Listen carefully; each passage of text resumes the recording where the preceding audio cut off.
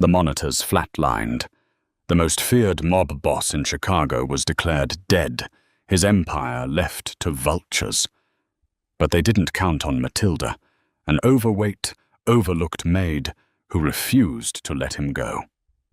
What happened behind those locked doors that night defied every medical textbook in existence.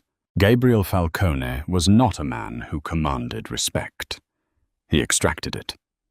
At 34, he was the undisputed head of the Chicago Syndicate, running an empire that stretched from the docks of Lake Michigan to the back rooms of the city's highest political offices.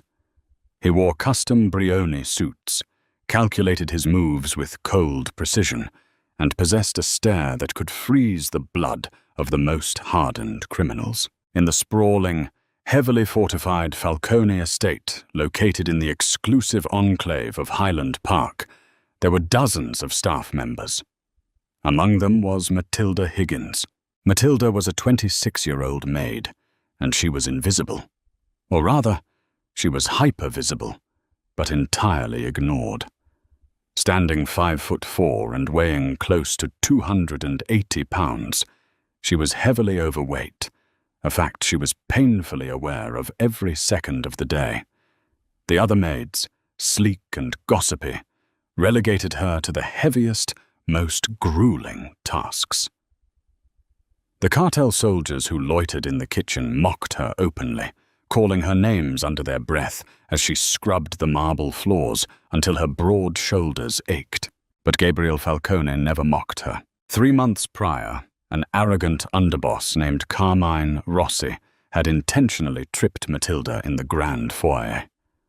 She had fallen hard, her heavy frame crashing against the imported Italian tiles, shattering a tray of crystal glasses. As Carmine and his men erupted into cruel laughter, Gabriel had walked into the room. The laughter died instantly. Gabriel didn't yell. He simply looked at Carmine, his voice a low, lethal murmur. "If you ever disrespect the people who keep my house standing again, Carmine, I'll have you cleaning these floors with your tongue. Pick her up, apologize." Since that day, Matilda harbored a fierce, unwavering loyalty to the Mafia boss. She knew what he was, a criminal, a killer, but in her world of constant humiliation, he was the only person who had ever demanded she be treated like a human being. On a freezing Tuesday night in November, the illusion of Gabriel's invincibility shattered. It was an inside job. During a routine meeting at a warehouse in the West Loop, Gabriel was ambushed. The crossfire was chaotic, orchestrated by the rival Corsican faction, but the doors were unlocked from the inside by one of his own. Gabriel took 3 bullets, 2 to the abdomen and 1 that grazed his chest, dangerously close to his heart. The estate was thrown into absolute pandemonium when the black SUVs roared up the driveway, their tires tearing up the manicured lawns. Cartel soldiers dragged Gabriel's bleeding body into the East Wing, a section of the mansion outfitted as a state-of-the-art underground trauma center. Dr. Harrison Mitchell, a disgraced former chief of surgery at Johns Hopkins, who now made millions patching up the underworld, was already waiting, gloves snapped on. Matilda watched from the shadows of the pantry, her heart hammering against her ribs, her breath catching in her throat as she saw the sheer volume of blood soaking through Gabriel's white dress shirt. The medical bay doors slammed shut. For 2 agonizing hours, the mansion held its breath. Carmine Rossi paced the hallway, surrounded by loyalists, already beginning to whisper about succession, territories, and who would control the offshore accounts in the Caymans. Inside the surgical suite, Dr. Mitchell was losing the battle. "His blood pressure is plummeting. Push another milligram of epinephrine," Dr. Mitchell barked at his assistant.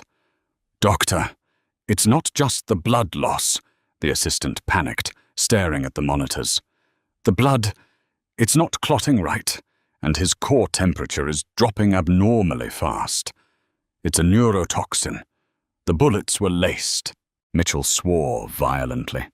It was a cocktail of synthetic tetrodotoxin, a lethal paralytic poison, mixed with a heavy sedative, likely engineered in an underground lab. It was designed not just to kill, but to shut down the central nervous system entirely, masking the exact moment of death. Charging defibrillator to 200 joules. Clear! Gabriel's body convulsed on the steel table, but the monitor remained a jagged, relentless flatline. 300! Clear! Nothing.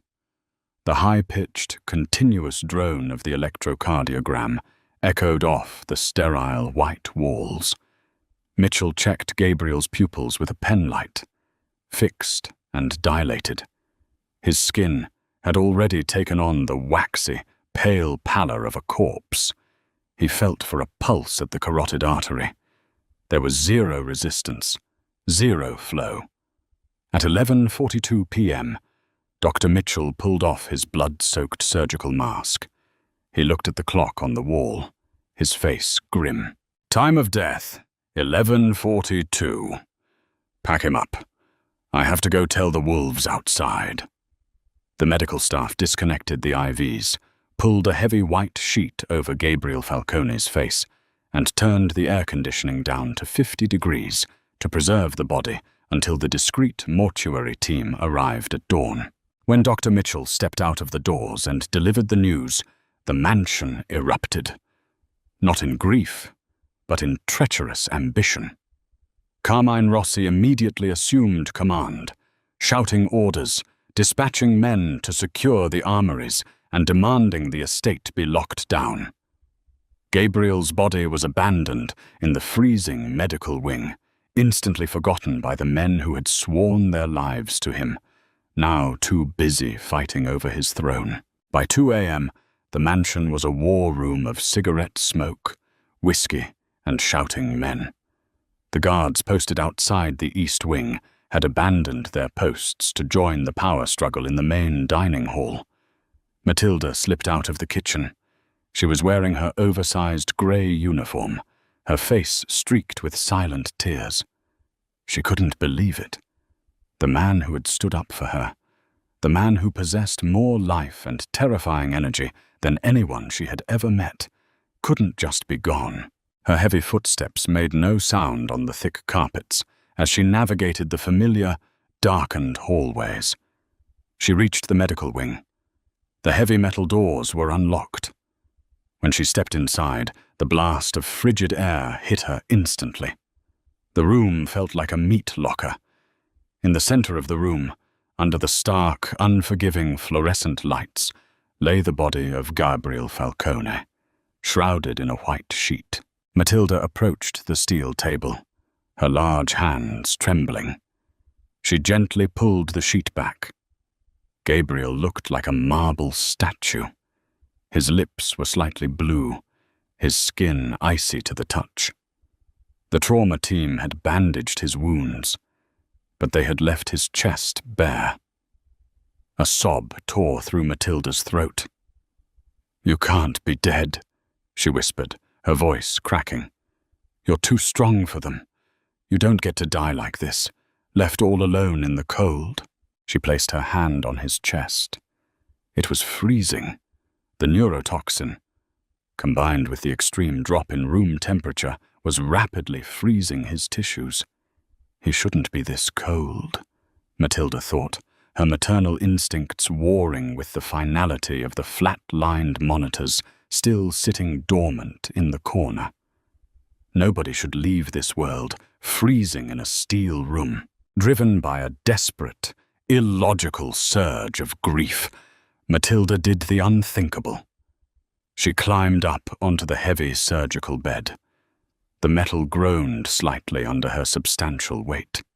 She lay down beside him, maneuvering her large, soft body so that she was pressed entirely against his side. She threw one heavy leg over his, draped her thick arm across his bandaged torso, and tucked his freezing face against her pomme, fleshy neck. Matilda was a large woman, and with that mass came a tremendous amount of natural body heat. She was a living, breathing furnace. She wrapped herself around him like a heavy, heated, weighted blanket, sandwiching him between her soft curves and the mattress, minimizing his exposure to the freezing air of the room. Tears streamed down her chubby cheeks, soaking into his dark hair. "I'm here, Mr. Falcone. I'm right here. I won't let you be cold." An hour passed. Then 2. Matilda's muscles cramped, and her body ached from the awkward positioning on the narrow table, but she refused to let go. Her sheer bulk was insulating him. The ambient temperature of her body, running hot at 99 degrees due to her distress, was slowly bleeding into his icy flesh. Around 4:15 a.m., Matilda shifted her weight. As her large chest pressed firmly against his bare sternum, she paused. She frowned, holding her breath. She pressed her ear flat against his chest, right over his heart, squishing her cheek against his cold skin. Silence. Then, a sound so faint she almost convinced herself she had imagined it. Thump. It was weak. It was incredibly slow.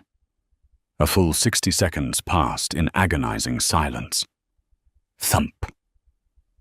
Matilda gasped, her eyes flying open. She remembered a medical show she had watched while ironing linens. Extreme hypothermia can mimic death. Toxins can slow the heart to a crawl. He wasn't dead. The poison had essentially put him into a state of suspended animation, slowing his heart rate to 1 beat per minute, undetectable by a standard pulse check, and easily missed by machines if the voltage drops too low. But the freezing room was going to kill him for real if his blood didn't start moving. Panic and adrenaline surged through Matilda's heavy frame. She couldn't yell for help. Carmine Rossi's men would likely finish the job if they knew the boss was still breathing. She had to keep him warm. She had to keep his blood pumping. Matilda straddled his hips, her heavy thighs anchoring him down. She placed her large, strong hands calloused from years of scrubbing stone floors, over the center of his chest. She threw her considerable upper body weight into a chest compression. The force of her bulk pressing down compressed his chest cavity deeply. She released, then pushed again. 1, 2, 3, 4. She wasn't doing full CPR. He was faintly breathing on his own, a shallow gasp every 2 minutes. She was acting as a mechanical pump for his sluggish heart, forcing the warmed blood from his core, heated by her own massive body, out to his extremities. The physical exertion was immense. Within 10 minutes, Matilda was drenched in sweat. Her uniform clung to the rolls of her stomach, her arms burned with lactic acid, and she was panting heavily. But every time she wanted to stop, she looked at Gabriel's face, remembering the day he had saved her dignity in the foyer. "Come on, boss," she grunted, tears and sweat dripping from her chin onto his pale chest. "Breathe. You have to breathe." She alternated between aggressive, weight-driven compressions and violently rubbing his arms and legs with her thick hands, generating intense friction. She laid her heavy, boiling hot body over him during her breaks to transfer every ounce of heat she could muster, essentially incubating him. By 5:30 a.m., the blue tint had vanished from Gabriel's lips. By 5:50 a.m., Matilda felt a distinct, steady flutter beneath her palm. His heart was speeding up, fighting off the paralytic effects of the poison as the heat broke down the synthetic compounds in his bloodstream. At 6 a.m. sharp, the heavy metal doors to the medical bay hissed open.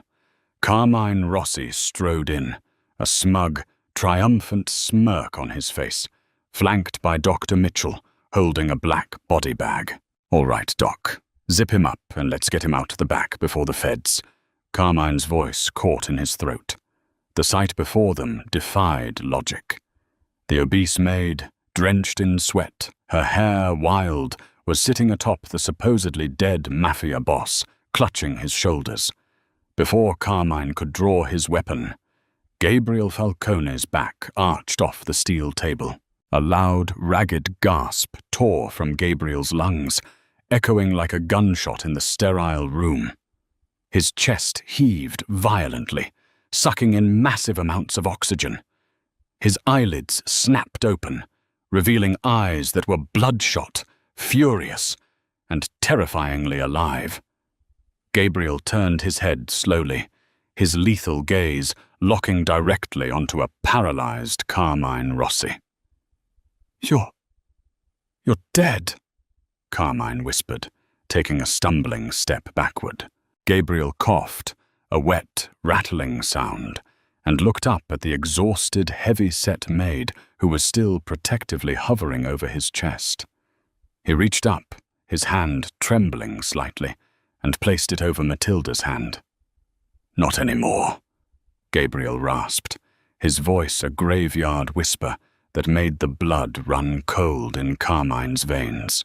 For a fraction of a second, the surgical suite was paralyzed in a tableau of absolute horror.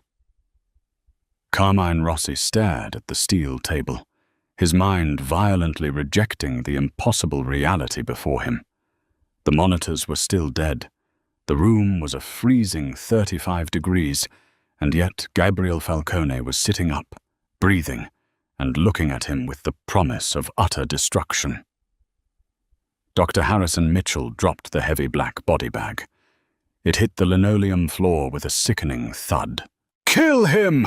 Carmine shrieked, his voice cracking an octave higher as panic finally shattered his shock.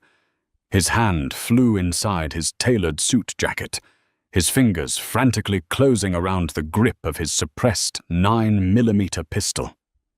"He's weak. He's unarmed. Shoot him, Mitchell." But the disgraced doctor was frozen, pressed flat against the medical cabinets, trembling violently. Gabriel's muscles screamed in agony. The synthetic neurotoxin still coated his nerve endings, making his limbs feel like they were encased in wet cement.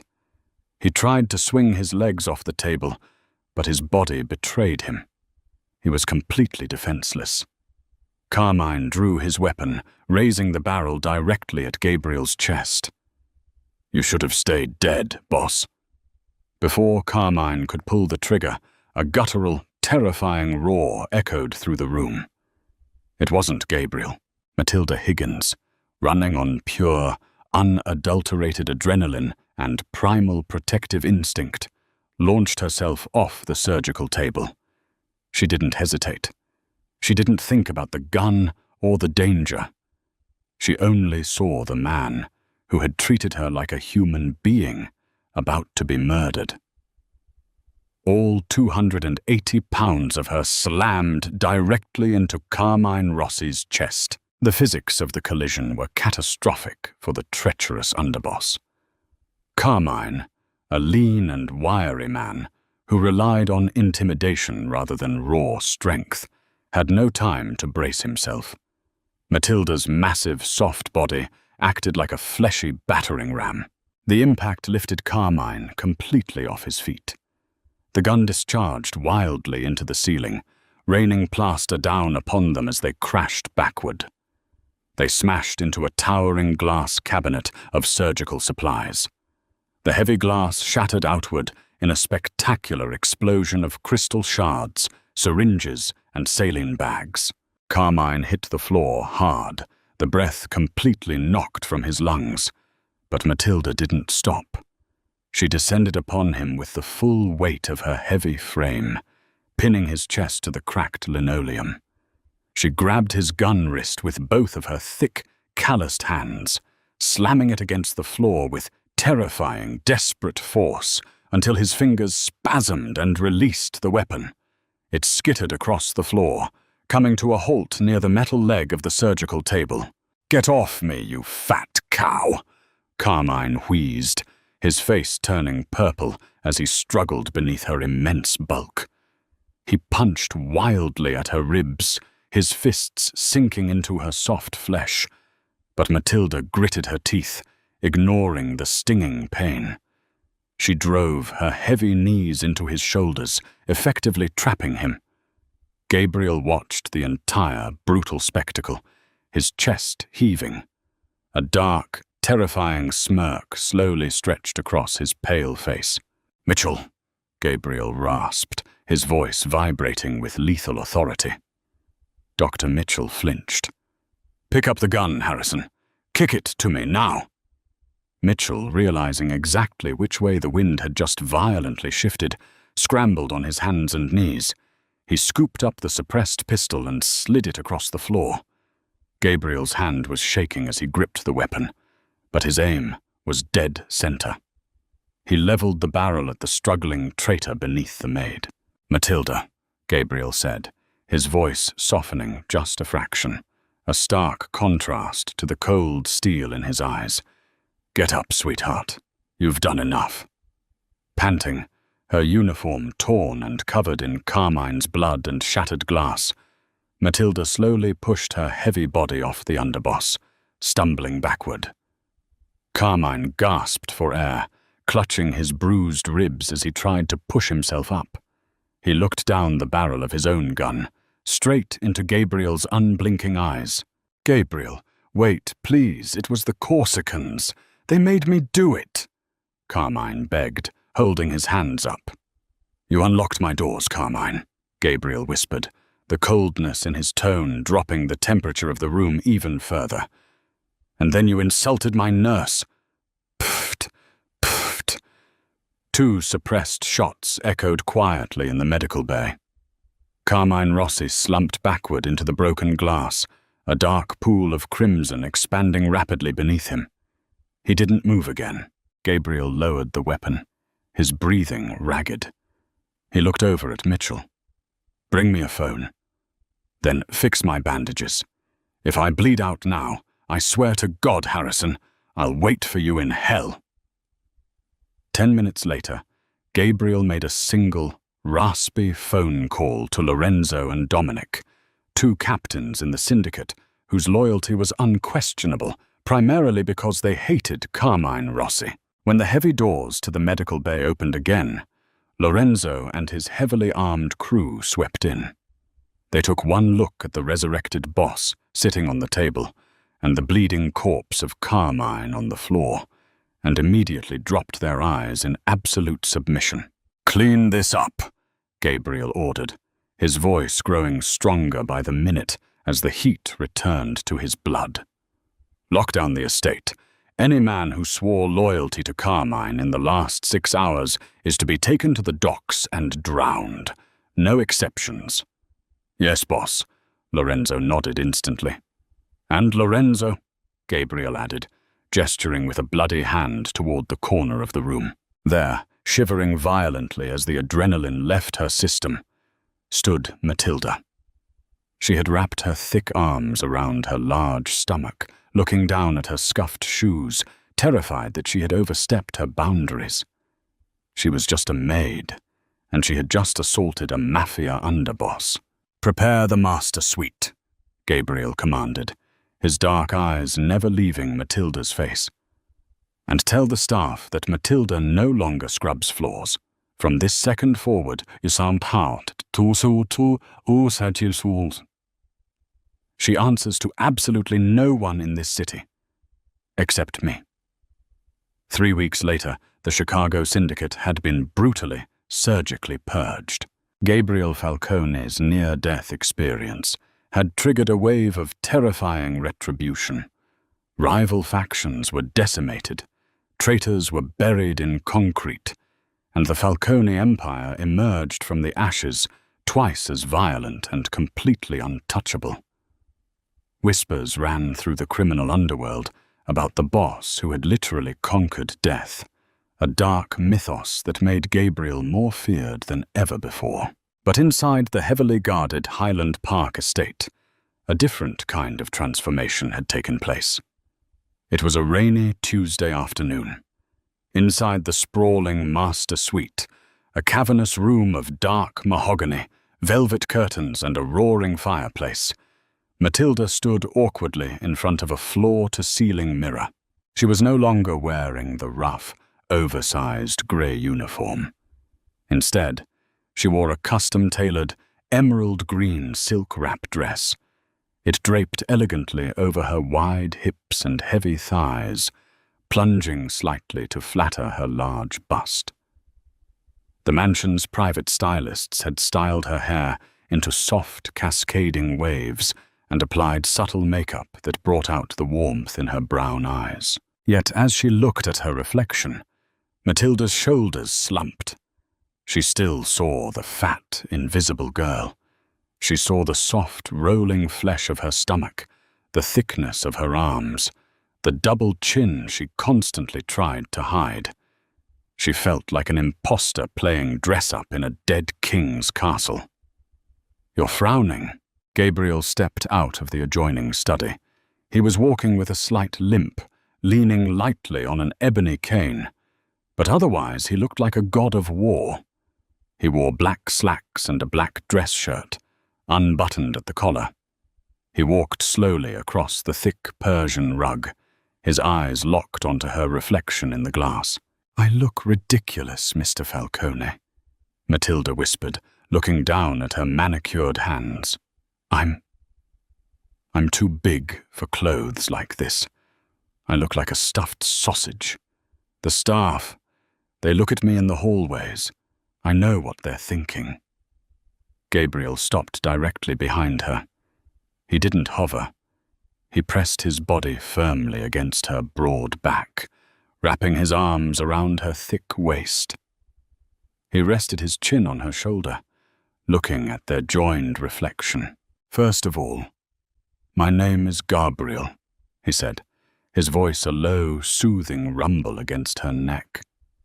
"Second, if anyone on this staff so much as looks at you with anything less than absolute worship, Lorenzo will remove their eyes. I told you that."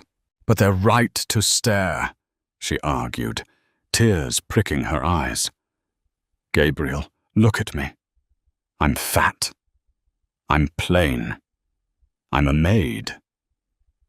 Men like you, men with empires, you don't keep women like me in the master suite. You're supposed to have a supermodel, someone thin, someone beautiful." Gabriel turned her around forcibly, but gently. He dropped his cane, letting it clatter to the floor, so he could cup her large, soft cheeks with both of his hands. His dark eyes were fierce, burning with an intensity that stole the breath from her lungs. "Listen to me very carefully, Matilda," Gabriel commanded, his thumbs brushing away a stray tear from her cheek. "I have lived in a world of beautiful, thin, treacherous snakes my entire life. They are hollow. They are cold. When the bullets hit my chest, those beautiful people left me in a freezing room to die so they could steal my money." He stepped closer, pressing his chest against hers. "You think your size is a flaw? Your body is the only reason my heart is beating right now. You climbed onto that freezing steel table, and you wrapped me in your heat. You pumped the blood through my veins with your bare hands.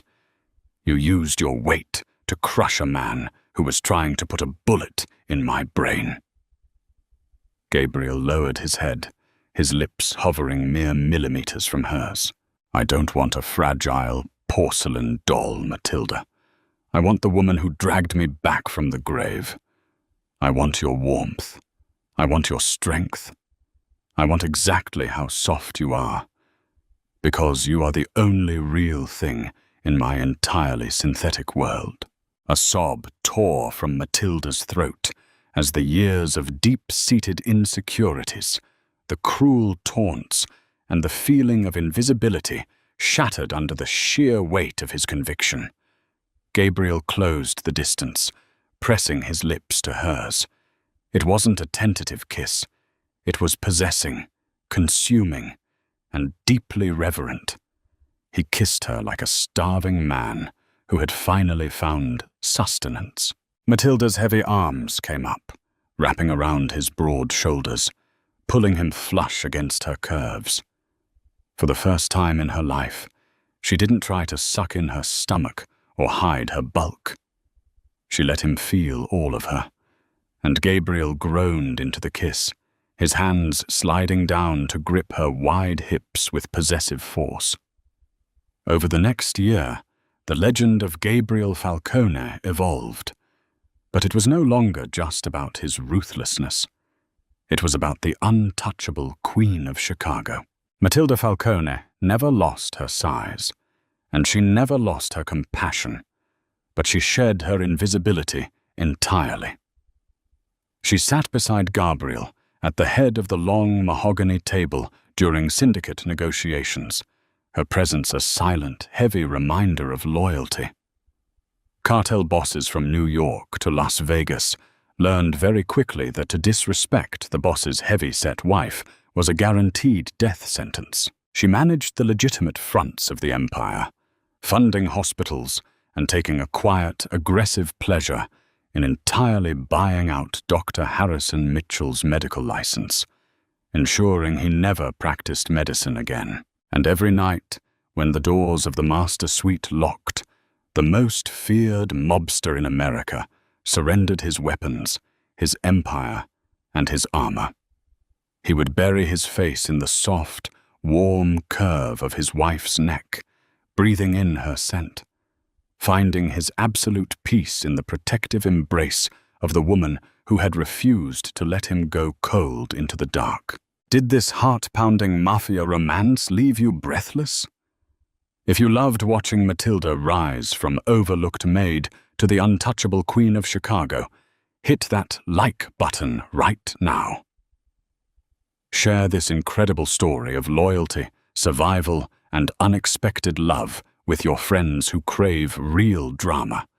Don't forget to subscribe to the channel and ring the bell so you never miss out on our thrilling audio stories.